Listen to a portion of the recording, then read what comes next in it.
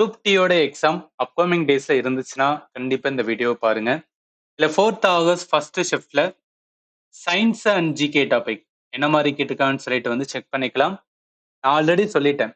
நிறைய டாபிக் என்ன பண்றாங்கன்னா ஒவ்வொரு ஷிஃப்ட்டுக்கு ரிப்பீட் பண்றாங்க. ஸோ அதனால அது சம்பந்தப்பட்ட கான்செப்ட் எல்லாத்தையும் ஒரு வாட்டி ரிவிஷன் பண்ணின்னு வச்சுக்கலாம். எக்ஸாமுக்கு வந்து யூஸ்ஃபுல்லா இருக்கும். முதல்ல சயின்ஸ், அடுத்து வந்து ஜிகே.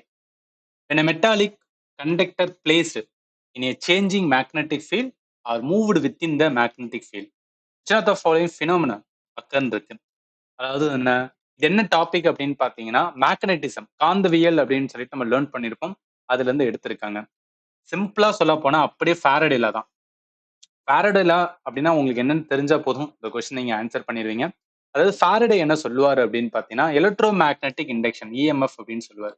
எலக்ட்ரோ மேக்னட்டிக் இண்டக்ஷன் அதாவது என்னன்னா ஒரு ஃபோர்ஸ் வந்து உருவாகும், கரண்ட் வந்து ஜென்ரேட் ஆகும். எப்படி கரண்ட் ஜென்ரேட் ஆகும் அப்படின்னா ஒரு உலோக கடத்தி இருக்கு, ஏதோ ஒரு வந்து உலோக கடத்தி இருக்கு. அந்த கடத்தின் வழியே காந்தப்புலத்தை வந்து நம்ம வைக்கிறோம், இல்ல காந்தப்புலத்தை வந்து நகர்த்தணும் அப்படின்னா அந்த இடத்துல கரண்ட் வந்து ஜென்ரேட் ஆகும் அப்படின்னு வந்து என்ன பண்ணிருப்பாருன்னா இவர் வந்து கண்டுபிடிச்சிருப்பாரு. ஸோ அதை வச்சுதான் என்ன பண்றாங்கன்னா கொஸ்டின்ஸ் எடுத்திருக்காங்க. அப்ப என்ன ஆகும் அப்படின்னா ஒரு கரண்ட் ஜென்ரேட் ஆகுதுன்னா கரண்ட் என்பது என்ன, அதுக்கு என்ன தேவைன்னா ஒரு ஃபோர்ஸ் தேவை. அந்த ஃபோர்ஸா என்ன சொல்லுவோம்னா எலக்ட்ரோ மேக்னட்டிக் ஃபோர்ஸ் அப்படின்னு சொல்லுவோம். அதாவது பொட்டன்ஷியல் டிஃபரன்ஸ், மின்னழுத்த வேறுபாடு. அதை வச்சு சொல்லும்போது potential difference induced between the 2 point of the conductor.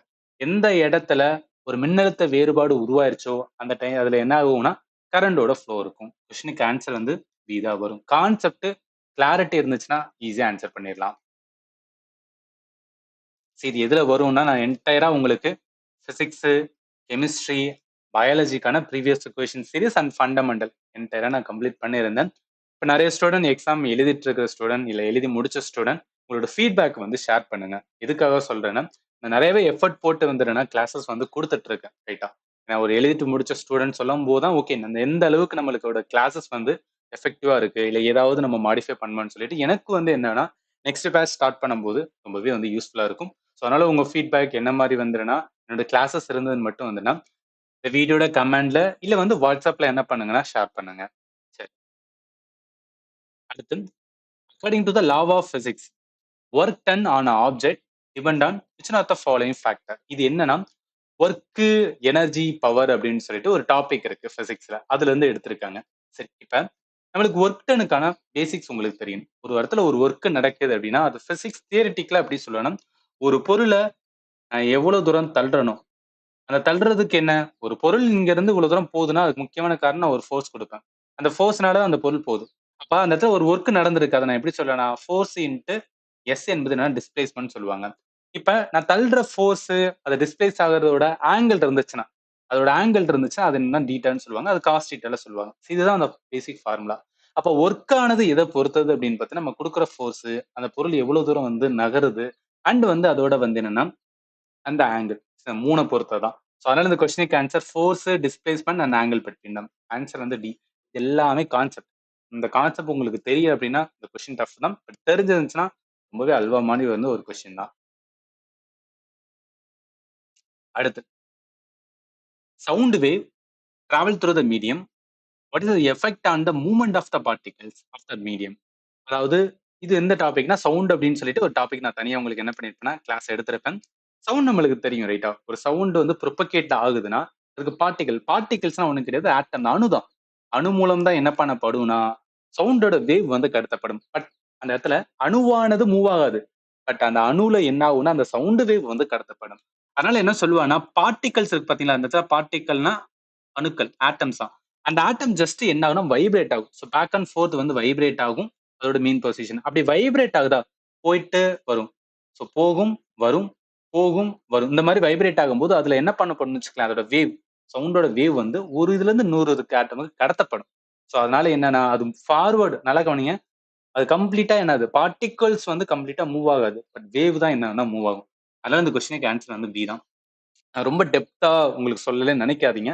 இது வந்து என்னன்னா ஒரு ஃபண்டமெண்டல் கிளாஸஸோ இல்ல ப்ரீவியஸ் கொஸ்டின் சீரிஸே கிடையாது. ஜஸ்ட் என்ன மாதிரி கொஸ்டினா கேட்டிருக்கான்னு சொல்லிட்டு தான் பார்த்துட்டு இருக்கோம். அதனால நான் ஜஸ்ட் ஷார்ட் ஃபார்ம்ல சொல்றேன், புரிஞ்சுக்குங்க. அடுத்து பாருங்க, two identical classes prism are placed in a inverted positions related to each other. Beam of white light incident on the first prism what is the effect on the light emerging from the second prism? அது ஒண்ணே கிடையாது. கண்ணாடி பிரிசங்கள். இது என்ன அப்படின்னு பார்த்தீங்கன்னா, school புக்ல அப்படியே ஒரு என்ன சொல்றது? ஒரு இமேஜ் மாரியே குடுத்திருப்பாங்க. நான் கிளாஸஸ் எடுக்கும்போது உங்களுக்கு நான் சொல்லியிருப்பேன். இது டாபிக் என்ன டாபிக் அப்படின்னு கேட்டீங்கன்னு வச்சுக்கங்களேன், லைட்ல பேசிக்ஸ். லைட்ல என்ன அப்படின்னு பார்த்தீங்கன்னு வச்சுக்கங்களேன், அதாவது டிஸ்பர்ஷன்ஸ் நிறப்பிரிதல் அப்படின்னு சொல்லிட்டு வந்து ஒரு கான்செப்ட் இருக்கு. நிறப்பிரிதல் ஒண்ணும் கிடையாது. ஒரு பிரிசம் இருக்கு. அந்த பிரிசம் வழியா என்ன பண்றோம்னா, நம்ம ஒயிட் லைட்ட அனுப்புனோம்னா, அது என்ன ஆகும் அப்படின்னு பார்த்தீங்கன்னா, அந்த கலர் வந்து என்னன்னா, அப்படியே வந்து நிறம் வந்து பிரியும். விப்ஜிஆர் உருவாகும். ஸோ அந்த விப்ஜிஆர் கலர் வந்து உருவாகும். இன்னொரு பிரிசத்த அதுக்கு அப்படியே வந்து இன்வெர்ட்டடா வச்சிருந்தோம்னு வச்சுக்கங்களேன், போறது எல்லாமே என்ன ஆகும்னா சேர்ந்துரும்னு சொல்லுவாங்க. சேர்ந்து ஒயிட் லைட் வெளிய வரும். அப்ப அவன் என்ன கேட்கிறான்னா, 2 பிரிசம் இருக்கு. ஒண்ணோட ஒண்ணு வந்து இன்வெர்ட்டடா வச்சிருக்காங்க. வெளிய போகும்போது என்ன ஆகும் அப்படின்னு பார்த்தோம்னா, அதோட கலர் வந்துனா நெறைய பிரிஞ்சு போகும். பட் அடுத்த தடவ போகும்போது சேர்ந்து என்ன white light தோன்றுமா? So 7 color recombined to emerge as a single beam of white light தான். Answer C தான். At- So human spinal cord damaged due to the severe injury. Which main function or part of the body is directly affected? இது எதுனா பயாலஜில human physiology அப்படின்னு ஒரு மனித உடலியல்னு சொல்லிட்டு ஒரு topic இருக்கும்.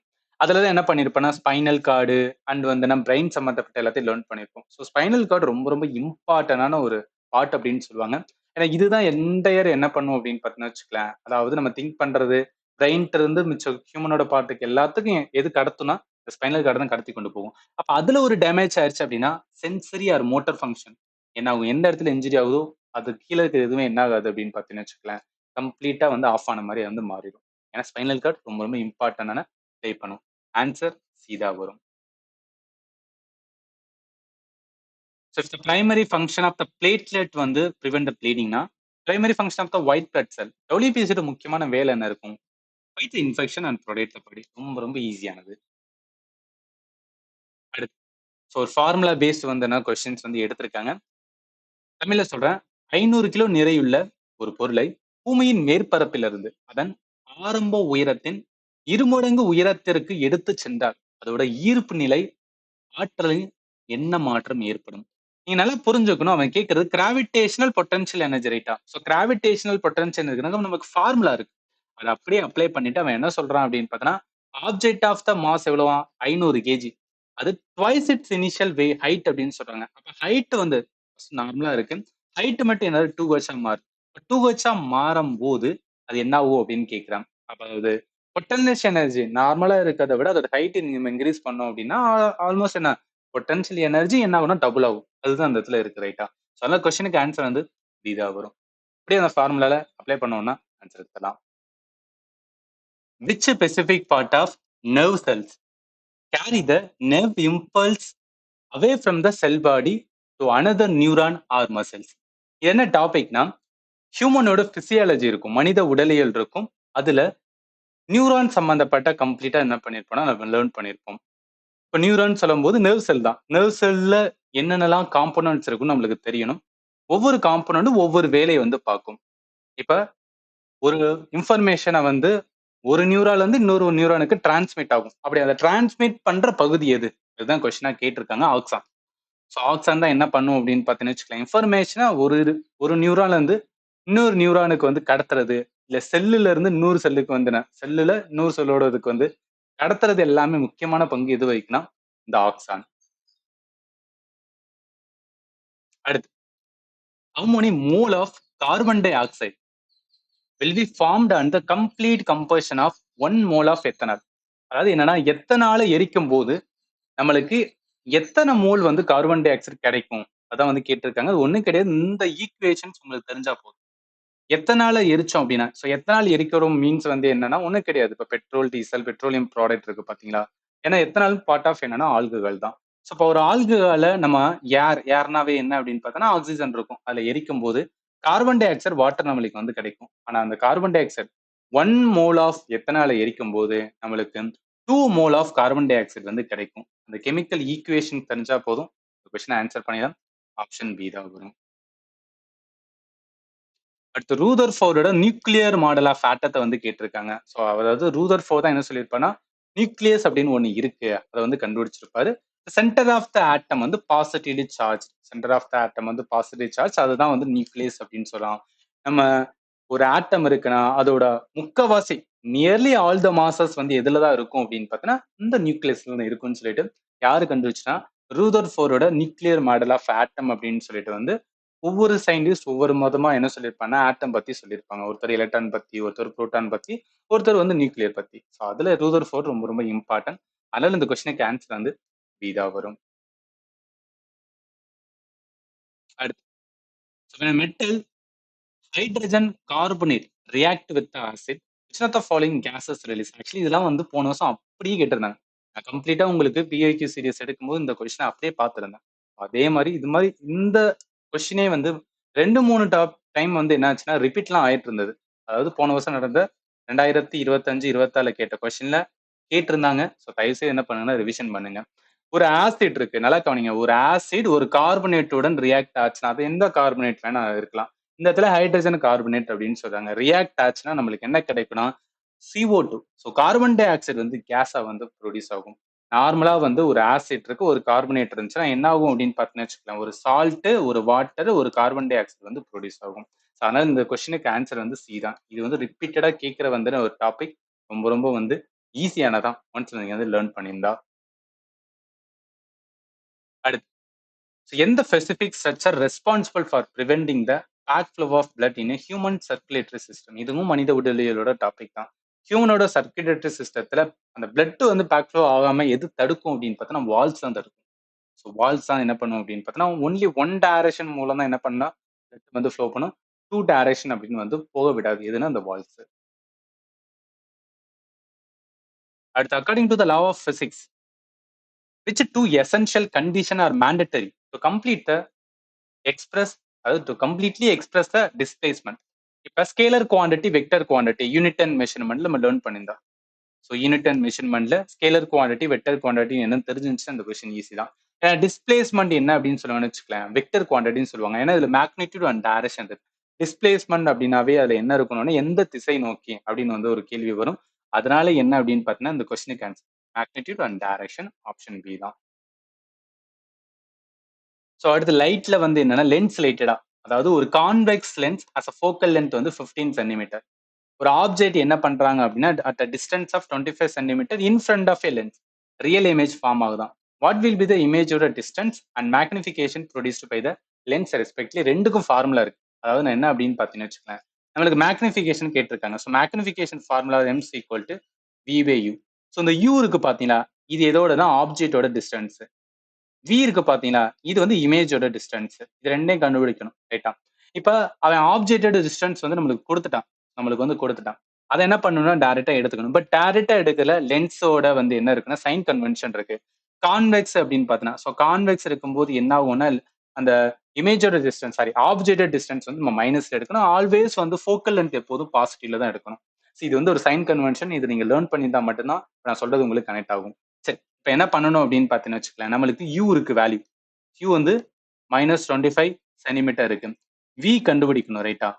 இப்போ வி கண்டுபிடிக்கிறதுக்காக தான் என்ன பண்ண போறோம்னா லென்ஸ் ஃபார்முலால அப்ளை பண்ண போறோம். So 1/f equal to 1/u sorry 1/v minus 1/u அப்படின்னு வரும்.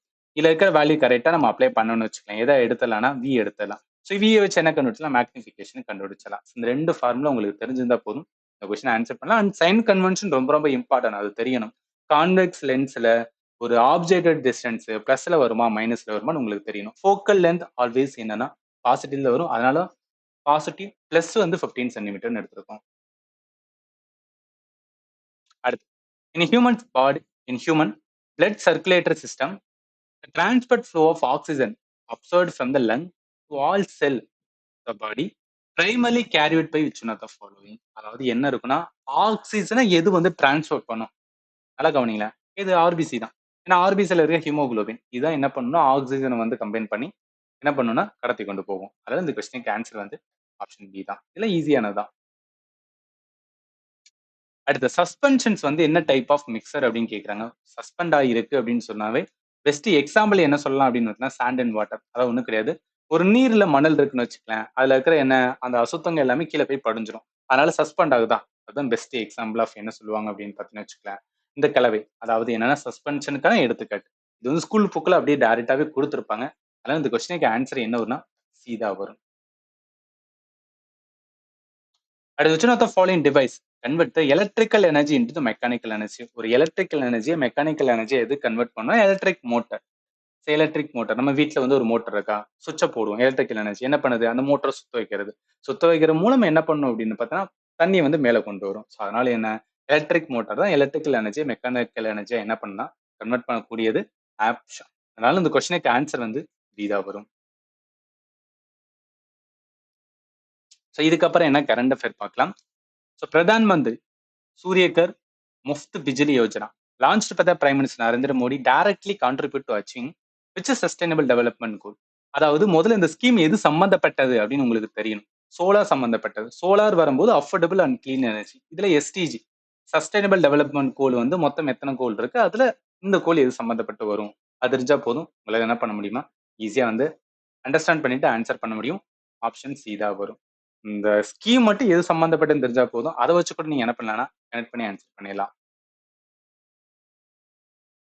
அடுத்து, so where was a successful flight test of the indigenously developed surface to air VLSR SAM missile conducted by the DRDO and Indian Navy? எந்த இடத்துல இதை conduct பண்ணாங்கன்னு கேக்குறாங்க. So integrated test range எங்க இருக்குன்னா ஒடிஷா சண்டிகர். இங்கதான் என்ன பண்ணிருக்காங்கன்னா இந்த மிசைலை என்ன பண்ணா டெஸ்ட் பண்ணிருக்காங்க. இது வந்து கொஞ்சம் டஃப்பான கொஸ்டின் தான். பட் என்ன டாபிக்னா டிஃபென்ஸ். அப்ப என்ன பண்ணிக்கணும்? டிஃபென்ஸ் ரிலேட்டடா கொஞ்சம் டீட்டெயிலா நம்ம லேர்ன் பண்ணிக்கணும்னு என்ன பண்ணா பாத்துக்கோங்க. அடுத்து, எந்த இந்தியன் அத்லெட் வந்து gold medal record breaking performance in men F64 javelin throw என்னன்னா பாரிஸோட 2024 பாரா ஒலிம்பிக்ஸ்ல. நம்ம நார்மலா ஜாவலின் த்ரோ அப்படின்னு வந்தாவே ஒலிம்பிக்ஸ்னாவே நீரஜ் சோப்ரா மைண்டுக்கு வரும். பட் அவங்க கேட்கறது பாரா ஒலிம்பிக்ஸ். யார் அப்படின்னா நவ்தீப் சிங். அந்த லைன்ல இருக்குங்க. ஸ்போர்ட்ஸ் ரிலேட்டடா பாக்குற ஸ்டூடெண்ட்டுக்கு வந்து ரொம்ப ஈஸியானதுதான். ஏன்னா இவரோடது வந்து என்னன்னா இந்த பாரிஸ் ஒலிம்பிக்ஸ்ல நிறைய பேர் பார்த்திருப்பீங்க. ஆன்சர் வந்து சீதா வரும். அடுத்த யூனியன் பட்ஜெட் 2026-27 எந்த நேஷனல் ஸ்கீமுக்கு நேஷனல் ஸ்கீமுக்கு 924.35 கோர் வந்து அலோகேட் பண்ணிருக்காங்க அப்படின்னு வந்து கேட்டுருக்காங்க. இது வந்து டஃப்பான கொஸ்டின் தான். ஏன்னா பட்ஜெட் அண்ட் வந்து எக்கானமி சர்வே இதுல என்ன பண்ணுவாங்கன்னா 1 or 2 கொஸ்டின்ஸ் என்ன பண்ணுவான்னு வச்சுக்கலாம் எக்ஸாம்ல வந்து எடுப்பாங்க. பட் அது ரொம்பவே ஃபேக்சுவலா தான் எடுக்கிறாங்க. ஸோ கேலோ இந்தியா மிஷனுக்கு தான். ஸோ கேலோ இந்தியா மிஷனுக்காக தான் என்ன பண்ணிருப்பாங்க அப்படின்னா கேலோ இந்தியா ஒன்று கிடையாது, ஸ்போர்ட்ஸ் ரிலேட்டடா. ஸோ ஸ்போர்ட்ஸ் இன்ஃப்ராஸ்ட்ரக்சர் கிரியேட் பண்றது, கோச்சிங் அண்ட் அத்லெட் சம்பந்தப்பட்ட அவங்களோட வந்து என்ன அப்படின்னு பார்த்தீங்கன்னா வச்சுக்கலாம் லைஃப் லைனு இதெல்லாம் பத்தி தான் என்ன அப்படின்னு பார்த்தீங்கன்னா இந்த மிஷன்ல வந்து என்ன பேசப்பட்டிருக்கும். ஸோ கேலோ இந்தியா மிஷனுக்கு தான் என்ன பண்ணிருப்பாங்கன்னா இந்த அமௌண்ட் வந்து என்னன்னா அதுக்கான அலோகேட் வந்து பண்ணியிருக்காங்க. அதனால ஆன்சர் வந்து பி தான் வரும். அது எந்த central ministry administratively responsible for conducting the official decennial national population census. So census யார் எடுப்பா? இந்தியாவில் சென்சஸ் யார் எடுப்பானா மினிஸ்ட்ரி ஆஃப் ஹோம் அஃபேர். இவங்க தான் எடுப்பாங்க. அதெல்லாம் ஞாபகத்தில் வச்சுக்கேன். நிறைய student okay statistics program implementation சொல்லிட்டு அதுல சென்சஸ் இந்தியாவில் சென்சஸை எடுக்கிறது வந்து என்னன்னா யாரு கீழே இருக்கு அப்படின்னா மினிஸ்ட்ரி ஆஃப் ஹோம் அஃபேர். யார் எடுப்பானா office of the register general and census commissioner of India comes under வந்து மினிஸ்ட்ரி ஆஃப் ஹோம் அஃபேர். அதனால இந்த கொஸ்டினுக்கு ஆன்சர் வந்து சீதா வரும். ஆபரேஷன் சிந்து இது சம்பந்தப்பட்ட ஒரு புக் வந்து என்ன பண்ணிருக்காங்கன்னா ரிலீஸ் பண்ணிருக்காங்க. அந்த புக்கு யார் வந்து ரிலீஸ் பண்ணான்னு தான் கொஸ்டின்ஸ் வந்து எடுத்திருக்காங்க.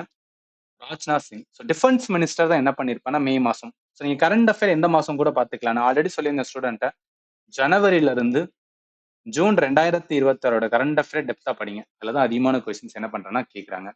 ஆன்சர் வந்து என்ன வரும்னா ஆப்ஷன் பி ராஜ்நாத் சிங் தான். அடுத்து, so where was a multilateral military exercise Pragati 2026 involving 12 வந்து ஃப்ரெண்ட்லி நேஷன் இந்தியாவில் நடந்தது.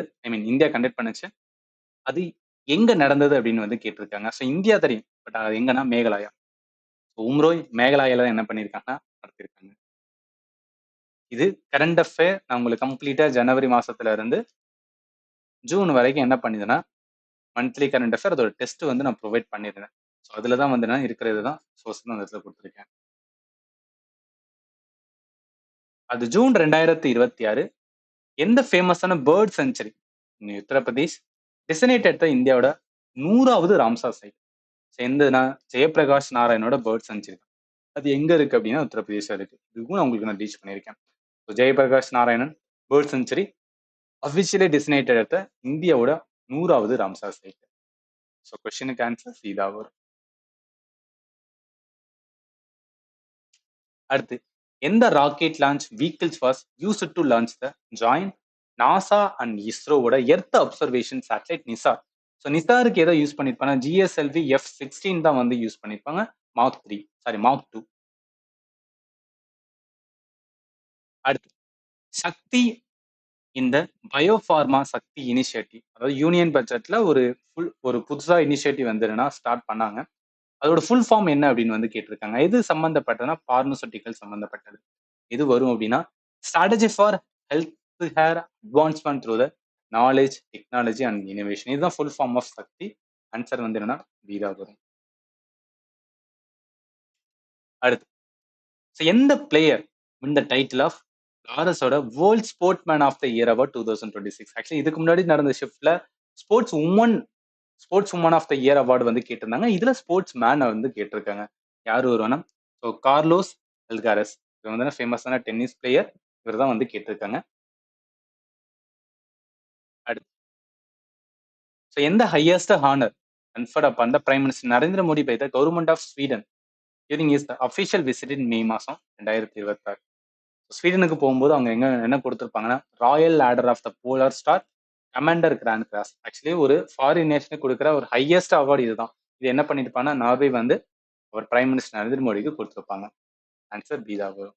இதுல நிறைய ஸ்டூடெண்ட் என்னன்னா, ஓகே சார் நீங்க கொடுக்குற ஆப்ஷன்ல எல்லாமே ஆப்ஷன் பியா இருக்குன்னா இந்த ஆப்ஷன் எல்லாமே என்ன பண்ணுதுன்னா கொஞ்சம் வந்து கிரியேட் பண்ணது ரைட்டா. ஸோ அதனால ஆப்ஷன் பி வருது. இதை வச்சுட்டு என்ன சில ஸ்டூடெண்ட் என்ன பண்ணுவாங்கன்னா, ஓகே நான் எக்ஸாம்ல ஆப்ஷன் பியே போட்டுட்டு வந்துடுறேன் தெரியல அப்படின்னா அப்படி நினைக்காதீங்க. நான் கொடுத்துருக்கேன், நான் அந்த மாதிரி எடுத்திருக்கேன், அதனால உங்களுக்கு வந்து இப்படி இருக்கு, அவ்வளவுதான்.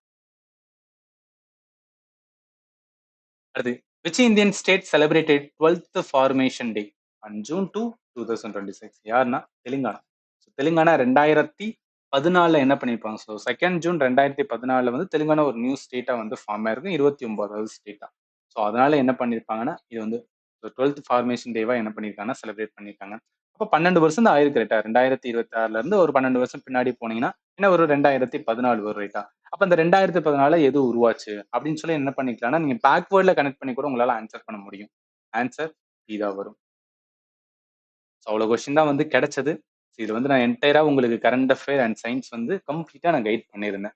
ஸோ என்னோட சைடு வந்து நான் நிறையவே எஃபர்ட் போட்டு கரெக்டாக தான் உங்களுக்கு வந்து நான் கைடன்ஸ் கொடுத்துட்டு இருக்கேன். அதனால வந்து நான் ஏதாவது டவுட் இருந்துச்சுன்னா இந்த வீடியோட கமெண்ட்ல வந்து மென்ஷன் பண்ணுங்க. அண்ட் ஃபைனலி தேங்க்யூ ஃபார் வாட்சிங் and have a nice day.